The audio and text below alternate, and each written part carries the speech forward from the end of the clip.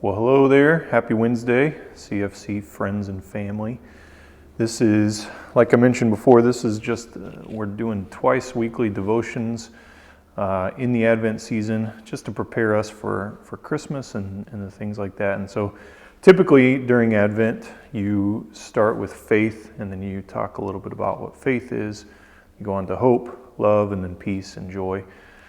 And the idea is that we are building an anticipation for the Christmas event, but also for Jesus coming again to rule as king in fact, even though he is ruling as king in truth right now. So I wanted to tell a little, remind you of a story that's early in the birth narrative of Jesus.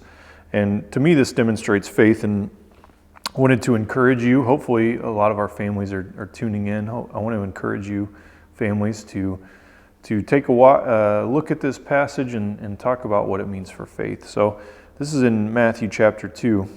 When they had gone, an angel of the Lord appeared. When they had gone, that was the Magi who had came to visit Jesus. When they had gone, the Magi, an angel of the Lord appeared to Joseph in a dream. "Get up," he said, "take the child and his mother and escape to Egypt. Stay there until I tell you, for Herod is going to search for the child to kill him." So Joseph got up, took the child and his mother during the night, and left for Egypt, where he stayed until the death of Herod. And so was fulfilled what the Lord had said through the prophet, "Out of Egypt I called my son." And there's just a couple of things I want to point out that this tells us about faith.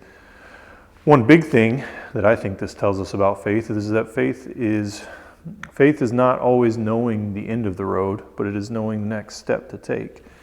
Joseph and Mary and baby Jesus, they didn't know when God would call them back to Jerusalem or to Nazareth. They didn't know how long they would be in Egypt, but they knew God had called them to Egypt. And so they had an obligation to respond in faith and to do this thing that God had called them to do. And the second big thing it tells me about faith is that faith is not the opposite. Faith is compatible with taking basic safety precautions.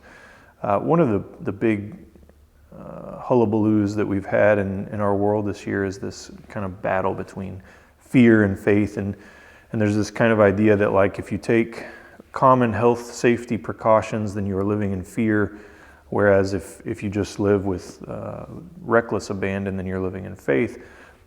But Mary and Joseph definitely had faith, and God loved them. They knew that God was going to care for them, but God sent them away from danger. And this is one of those things that we have to be really cautious about. Certainly, there are dangers in the world we can't escape, and certainly there are times when we can't escape all danger, but we also ought to be careful about putting ourselves in harm's way. And so, like I usually come back to, I will strongly encourage everyone, wear a seatbelt when you're driving your car.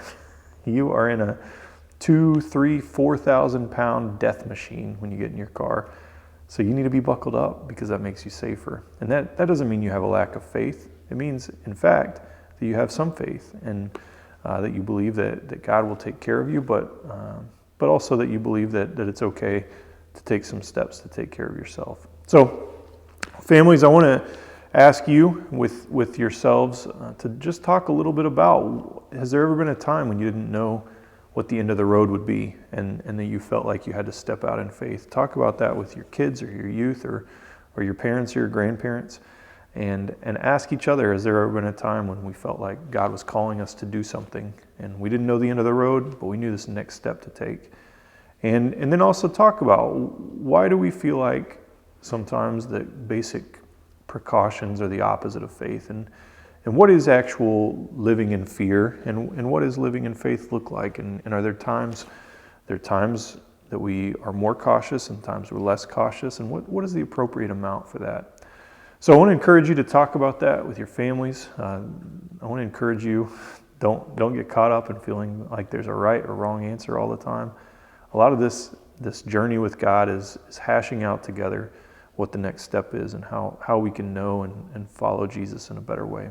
So Christian Fellowship, I'm praying for you and love you. And as you can tell, I'm working on facility stuff today, and so that's one of those, I don't know where the road is going to end on that, but I'm taking the next step as I get to it in anticipation that God will provide and that we'll finish before I'm old. And, and so thanks for joining me, and I hope you keep joining us. Sundays and Wednesdays we'll be putting these out. Thanks.